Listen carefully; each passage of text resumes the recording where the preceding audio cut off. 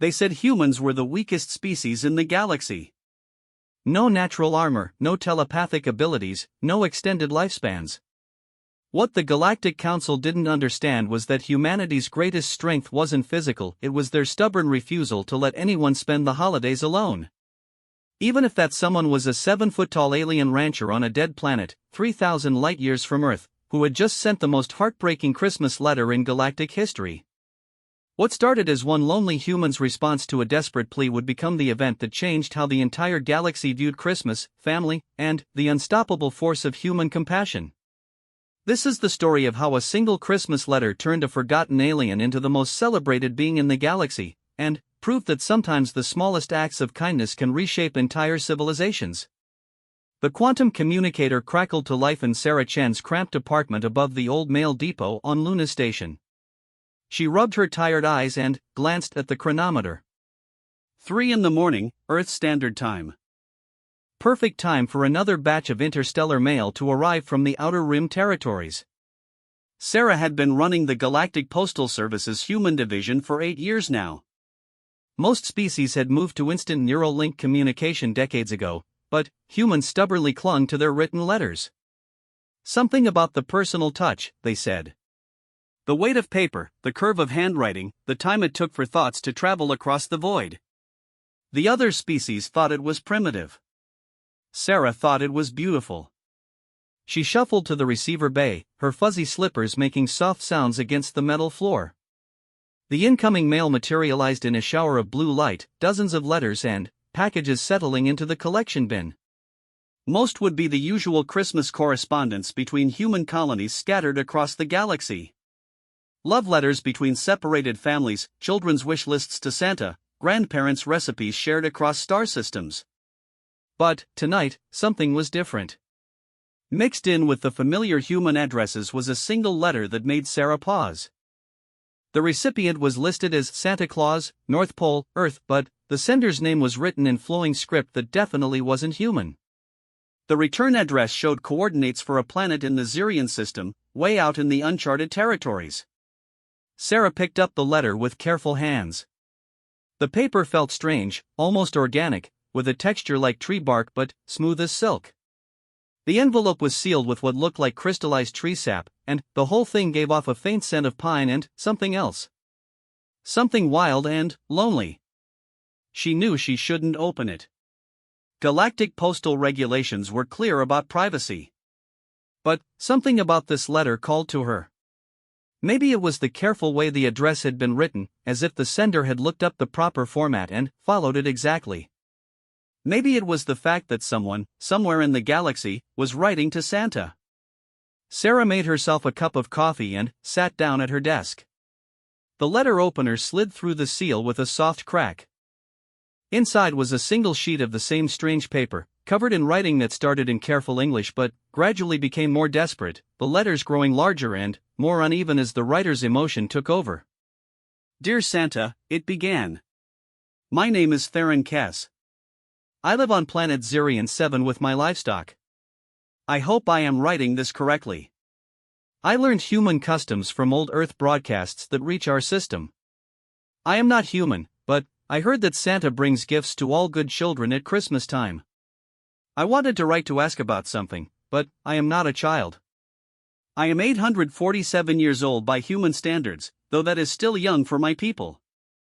I have been alone on this planet for 37 Earth years now. My family died in the plague that swept through our homeworld. I came here to start over, to raise the native beasts that graze in the crystal fields. They are good company, but they cannot speak. I send my products to traders who visit once a year. They pay me and leave.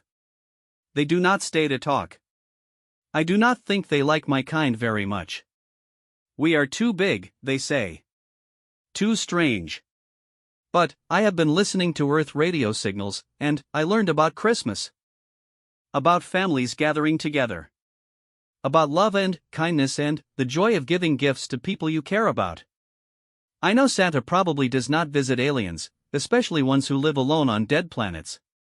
But I wanted to write anyway, because maybe he knows someone who might want to be friends. I make good food from the crystal grain that grows here. I have a warm cave with extra sleeping chambers. I would very much like to have someone to share Christmas dinner with. I do not want presents. I just want to not be alone on Christmas Day. If Santa is too busy, I understand. But, if he knows any humans or other beings who might like to visit a lonely rancher, I would be grateful. I promise I am good at making friends. I just do not get much practice. Thank you for reading this. Your friend, I hope, Theron Kess Zirian 7, Crystal Valley Ranch. Sarah had to stop reading twice to wipe her eyes. By the time she finished, her coffee had gone cold and her heart felt like it was breaking. She looked up Zirian 7 on the galactic charts. It was a small, barely habitable world in the outer rim. No major settlements, no trade routes, no reason for anyone to visit unless they were desperate or hiding from something. The planet was listed as having a thin but breathable atmosphere and severe seasonal variations. Currently entering its winter cycle. According to the files, the native species was called the Zarathi. They were large, herbivorous humanoids known for their skill with animal husbandry. The entry noted that their homeworld had been devastated by a plague 40 years ago, with most of the population evacuating to other worlds. Apparently not all of them made it. Sarah sat back in her chair and stared at the letter. This wasn't the kind of problem the Galactic Postal Service was designed to handle. They delivered mail, they didn't arrange interstellar friendships. And Earth's Santa Claus was a beloved children's story, not a real person who could solve galactic loneliness. But humans had a reputation in the galaxy. A reputation for doing impossible things when their emotions got involved. For showing up in places they had no business being and fixing problems that weren't technically their responsibility. Sarah thought about her own Christmas plans. She was going to spend the holiday alone in her apartment, eating synthesized turkey and watching old Earth movies.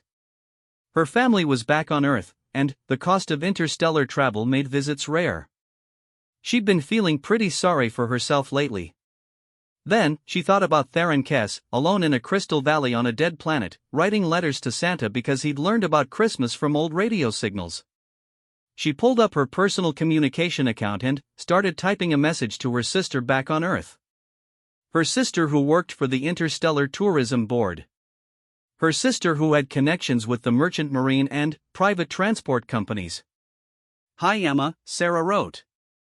I know this sounds crazy, but how quickly can you organize a Christmas party? I'm talking food, presents, decorations, maybe a few dozen volunteers. And we need to get it to a planet that's about 3,000 light-years away. Don't ask questions yet. Just tell me if it's possible. Love, Sarah. P.S. You know how humans are supposed to be the crazy ones in the galaxy? I think it's time to prove it. She sent the message and, then, started making a list. Food supplies, portable heating units, translators, maybe some Earth Christmas music. She'd need decorations that could survive transport through quantum space. Volunteers who wouldn't mind spending Christmas on an alien world. Most importantly, she'd need to find a way to get there without anyone in the Galactic Council asking too many questions about why a postal worker was organizing an unauthorized diplomatic mission. Sarah looked at Theron's letter again, at the careful handwriting that got shakier toward the end, and smiled. The other species were right about humans being primitive. They just didn't understand that sometimes primitive meant powerful. She started typing her reply letter. Dear Theron, she began. Santa got your letter. He's a little busy this time of year, but he asked me to handle your request personally. My name is Sarah Chen, and I work for the Galactic Postal Service. I have good news. You're not going to be alone for Christmas. I'm organizing a small Christmas party, and you're the guest of honor. We should arrive on Zirian 7 on December 24th, assuming we can secure transport. We'll bring food, presents, and friends. I hope you have room for about 50 people. Humans travel in groups, especially at Christmas time. Start preparing your crystal grain feast. This is going to be a Christmas that makes galactic history. Your new friend, Sarah Chen. Luna Station Postal Service. P.S. Santa says you're definitely on the nice list. She sealed the letter in an express quantum envelope and scheduled it for immediate dispatch. Then, she leaned back in her chair and wondered what exactly she'd just committed herself to. 3,000 light-years away, organizing a Christmas party for an alien rancher. With no budget, no authority, and no idea how she was going to pull it off.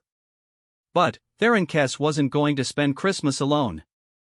Sarah was going to make sure of that, even if she had to hijack a cargo freighter and declare herself an unofficial Earth ambassador. The other species always said humans were crazy. Time to show them exactly what that meant. Word spread through human space like wildfire. Emma Chen had barely finished reading her sister's message when her communication terminal started buzzing with incoming calls.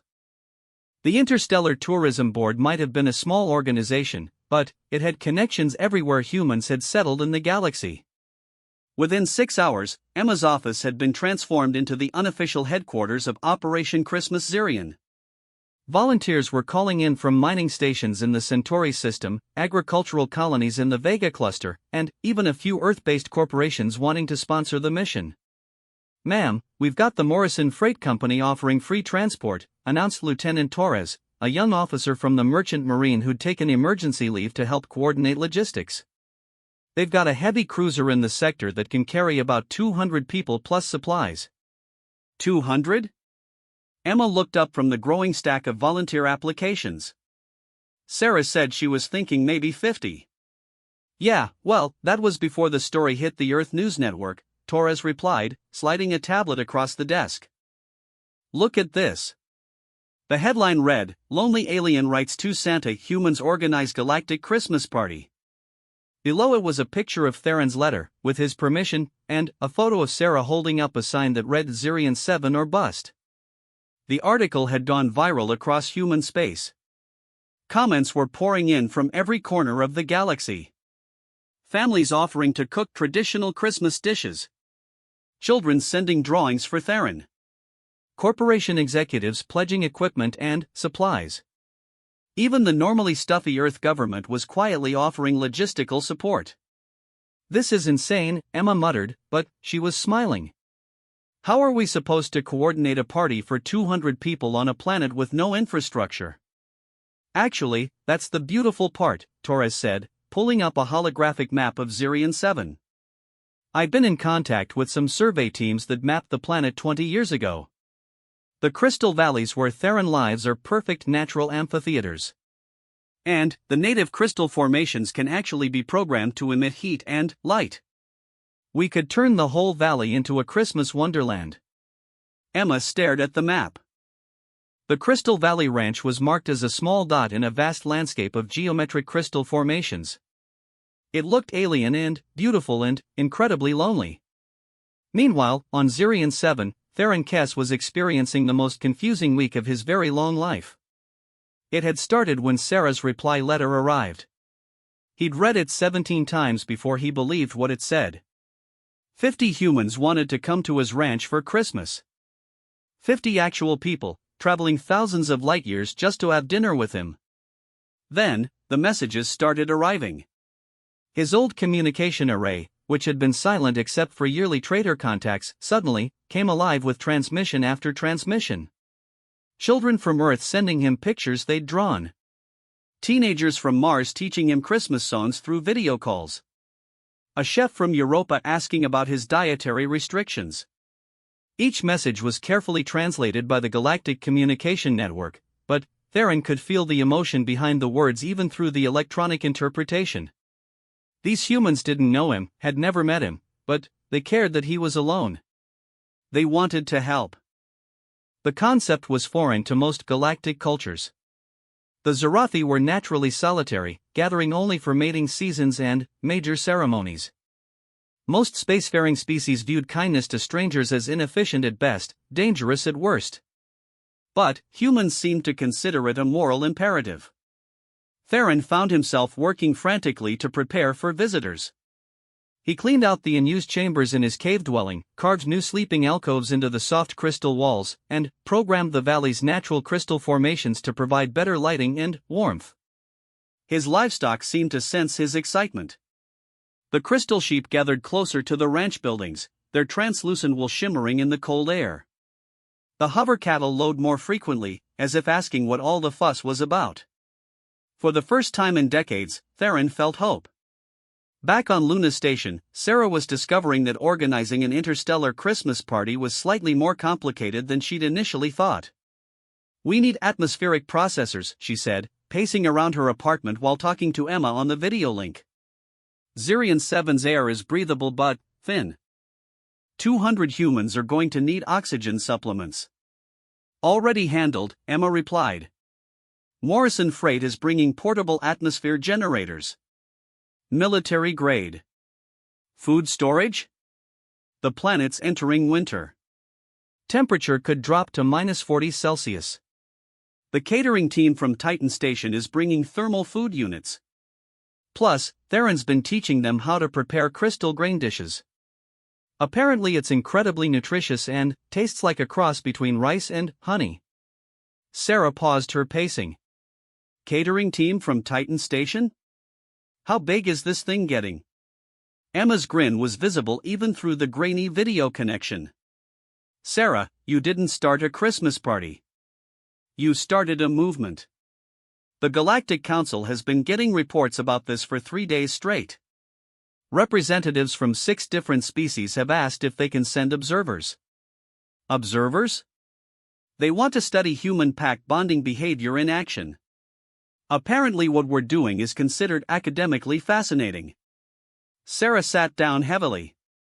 "We're being studied by xenobiologists because we wanted to make sure an alien didn't spend Christmas alone. Basically, yeah. Oh, and the Earth government wants to give you a commendation. Something about exemplifying humanity's greatest diplomatic virtues." Through her apartment window, Sarah could see the transport ships gathering at Luna Station's docking bays. The Morrison Freight heavy cruiser dominated the view, its massive cargo holds being loaded with Christmas trees, artificial snow machines, and enough decorations to light up a small city. Smaller ships surrounded it like excited children. Private yachts from wealthy families who wanted to participate. Research vessels from universities studying interstellar sociology. Even a few alien ships, their crews curious about this strange human ritual. Sarah's door chimed, and she opened it to find Captain Rodriguez from Morrison Freight, a weathered woman with kind eyes and calloused hands. "Miss Chen? We're about ready to depart. Just wanted to check if you had any special instructions for the landing." Sarah looked back at Theron's letter, now framed on her wall. "Just be gentle with him, okay? He's been alone for a really long time." Captain Rodriguez nodded. "My daughter read about this in school. Asked me to give you something." She handed Sarah a small wrapped package. "Made it herself. Says it's for the alien rancher." Sarah unwrapped the gift carefully. Inside was a hand-knitted scarf, sized for someone much larger than human proportions. A note attached read, "Dear Mr. Alien Rancher, my name is Sophia and I am 8 years old. I made this scarf for you so you won't be cold at Christmas. I hope we can be friends. Love, Sophia Rodriguez." "Captain," Sarah said quietly, "I think your daughter just solved interstellar diplomacy." The departure from Luna Station was unlike anything in the history of human space travel. Normally, freight convoys left with little fanfare, following efficient routes to their destinations. This convoy departed with crowds cheering from the observation decks, children waving handmade signs, and a full orchestra playing Christmas carols over the station-wide communication system. Aboard the Morrison Freight cruiser, 200 volunteers from across human space sat together in the passenger compartments, sharing stories and planning their arrival. Teachers from colony schools worked with xenobiologists to prepare cultural exchange materials. Chefs compared recipes and argued about proper Christmas dinner preparation. Children drew pictures for their new alien friend and practiced songs in the ship's common areas. Dr. Elena Vesquez, a psychologist from Earth who'd volunteered to help manage cultural contact protocols, found herself constantly amazed by what she was witnessing. She'd studied human behavior for 30 years, but this was something new.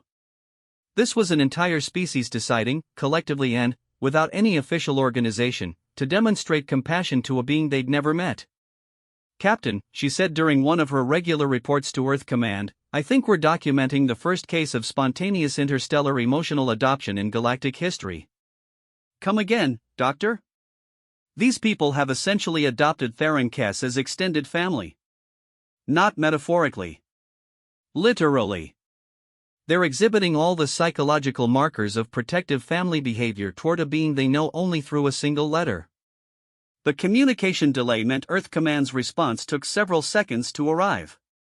"Doctor, are you saying this mission has psychological significance beyond basic humanitarian aid?" Dr. Vasquez looked around the passenger compartment, where a grandmother from Mars was teaching a group of teenagers how to fold Christmas napkins while a former military engineer helped children build alien-appropriate toys from spaceship components. "Command, I'm saying this mission might be the most important thing humanity has ever done. We're not just delivering Christmas gifts to an alien. We're proving that human pack bonding instincts work on a galactic scale. We're demonstrating that empathy doesn't have species boundaries. And the significance of that is?" Dr. Vasquez smiled, watching a 5-year-old girl carefully wrap a stuffed animal she'd brought for Theron. "The significance is that every species in the galaxy is going to realize that humans don't just make friends with other humans. We make friends with everybody. And, once humans decide you're family forever. Whether you want to be or not. Whether you want to be or not."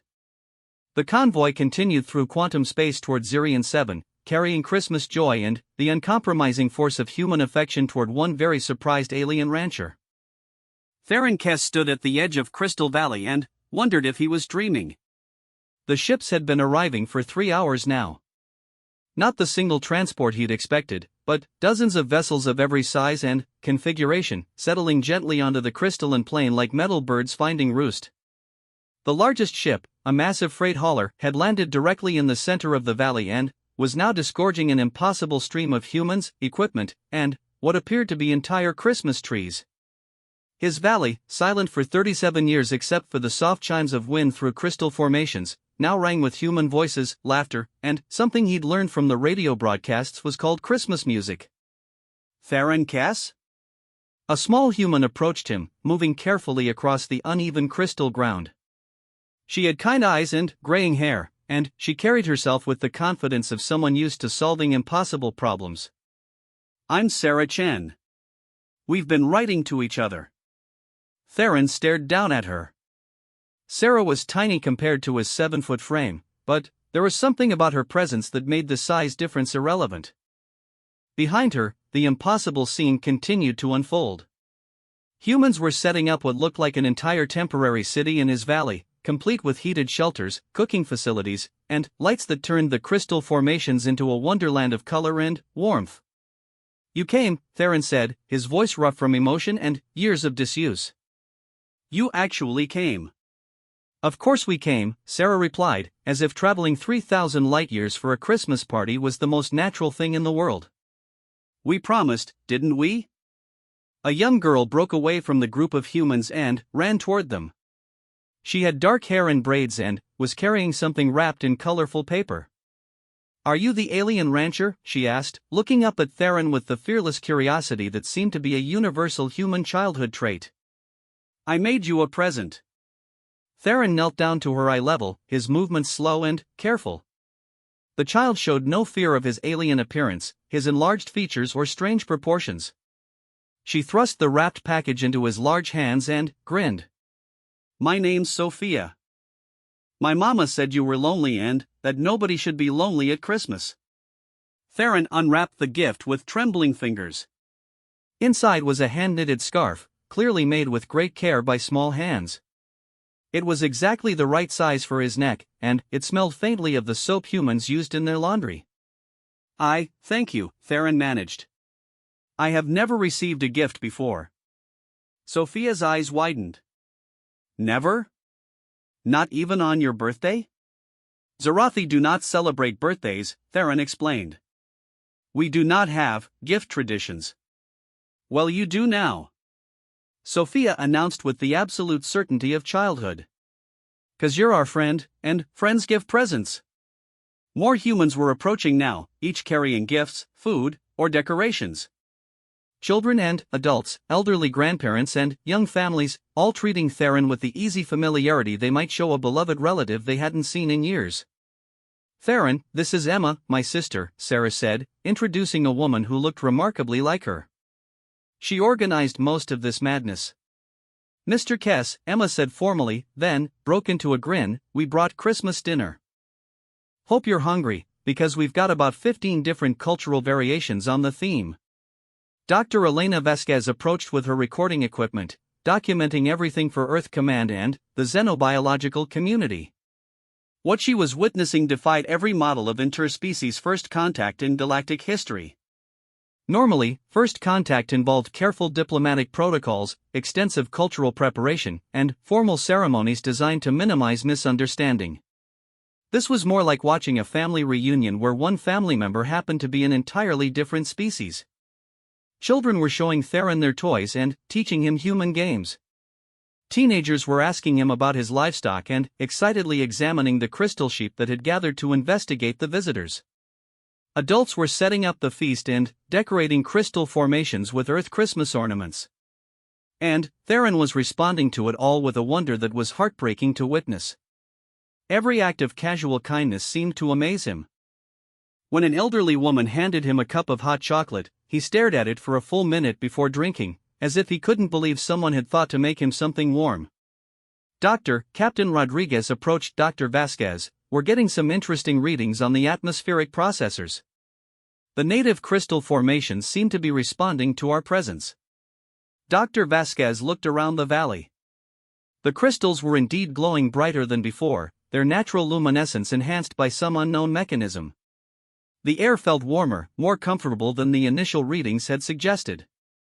"Theron," she called to the Zarathi, who was currently learning how to properly open Christmas presents from a group of enthusiastic children. "Do the crystals normally respond to emotional states?" Theron looked up from the pile of wrapping paper that surrounded him. "The crystals reflect the harmony of the valley," he said. "When the herds are content, they glow brighter. When storms come, they dim. I think they know we are all happy." Dr. Vasquez made careful notes. Empathic geological formations responding to collective emotional states. The implications for xenobiology were staggering. But, right now, she was more interested in watching a 7-foot-tall alien rancher learn how to sing jingle bells with a group of human children. As the artificial Earth night fell over Zirion 7, the Christmas feast began in earnest. Tables had been set up throughout the Crystal Valley, laden with food from a dozen different human colonies. Traditional Earth turkey sat next to Martian algae casseroles and Centauri fruit breads. Theron's crystal grain dishes were incorporated into the menu, and the humans were delighted to discover they tasted like honey-sweetened rice with a texture like silk. Theron sat at the head table, still wearing Sophia's scarf, surrounded by new friends who treated him like the guest of honor he never imagined he could be. Stories were shared, jokes were translated through the universal language of laughter, and gifts were exchanged with the generosity that humans seem to consider as natural as breathing. "Speech! Speech!" someone called out, and the cry was taken up by the entire gathering. Theron stood slowly, looking out at the sea of human faces illuminated by the glow of the responsive crystals. 200 beings who had traveled across the galaxy because they didn't want him to be alone. "I do not know human speech customs," he began, his voice carrying clearly in the crystal-enhanced acoustics of the valley. "But I want to say, thank you. For 37 years, I believed I would live and die alone in this valley. I thought loneliness was my fate, my payment for surviving when my people did not." The valley had grown quiet except for the soft chiming of the crystals. "Today, I learned that loneliness is not a fate. It is a problem. And humans solve problems." He gestured to encompass the entire gathering. "You do not solve them efficiently, or logically, or in ways that make sense to other species. You solve them with kindness, and stubbornness, and the belief that no one should be alone when they do not want to be." He picked up his cup of hot chocolate, still amazed that someone had thought to make it for him. "I do not know what tomorrow will bring. I do not know if you will remember me when you return to your homes across the galaxy. But I will remember this day for all the years I have left. I will remember that humans taught me the meaning of Christmas. The applause that followed was gentle and warm, accompanied by the crystal's harmonic resonance as they responded to the collective emotion of the gathering. But the evening wasn't over yet. As the formal dinner wound down, Sarah stood up with a special announcement. "Theron, we have one more surprise for you," she said, smiling mysteriously. "We didn't just come to visit. We came to make sure you're never lonely again." Emma stepped forward with a special communication device, more advanced than anything in Theron's old equipment array. "This is connected to the Human Communication Network," Emma explained. "It's key to your biometric signature and powered by your valley's natural crystal energy. From now on, you're part of our extended family network. Every human colony in the galaxy can reach you, and you can reach them." Dr. Vasquez added, "We've also established the Zirian 7 Cultural Exchange Program.